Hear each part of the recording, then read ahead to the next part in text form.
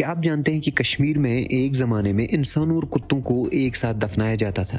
सुनने में ये बड़ा अजीब लग रहा है, लेकिन ये सच है दोस्तों। एक ज़माने में कश्मीर के कल्चर में डॉग्स की बहुत ज़्यादा वैल्यू होती थी।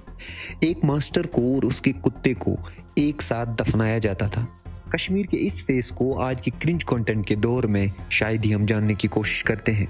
तो चलिए जानते हैं इसके पीछे की सारी कहानी आज के इस वीडियो में।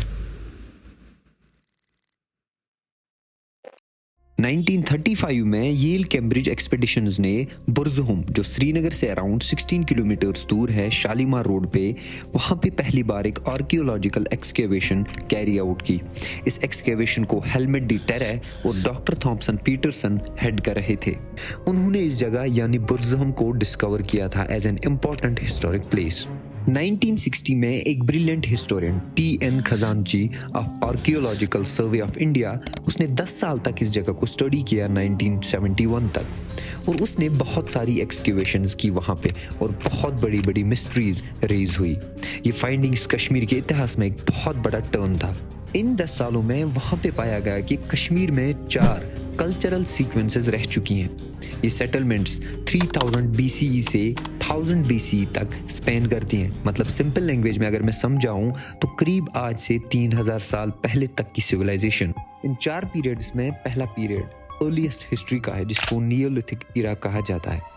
दूसरा पीरियड भी इसी के साथ रखा गया है, और तीसरा और चौथा पीरियड मेगालिथिक पीरियड है। इसका मतलब कश्मीर में from neolithic to megalithic period की सिविलाइजेशंस पाई गई हैं।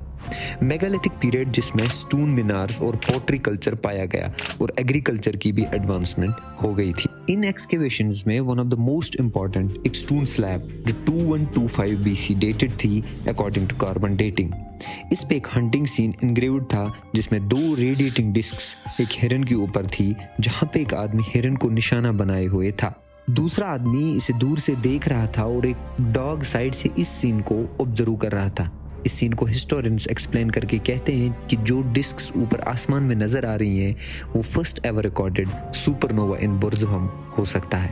अब वीडियो के शुरू में दोस्तों मैंने बात की थी कि कैसे इंसानों और जानवरों को, स्पेशली कुत्तों को, एक साथ दफनाया जाता था। Actually TN. खजानची और उसकी टीम ने जब बुरज़ुहम में बुरियल प्रैक्टिसेस यानी कि मरने के बाद इंसानों या जानवरों के साथ क्या किया जाता था उसको स्टडी किया, तो उन्होंने पाया कि पहले और दूसरे पीरियड में यानी नियोलिथिक और मेगालिथिक पीरियड में सर्कुलर पिट्स डग किए जाते थे दफनाने के लिए, जो ऊपर से नैरो और बॉटम पे वाइड होते थे। ये पिट्स यूजुअली इनकी ड्वेलिंग्स यानी जहाँ पे ये रहते थे उनके ही नीचे बेसमेंट जैसे खोद के बनाए जाते थे।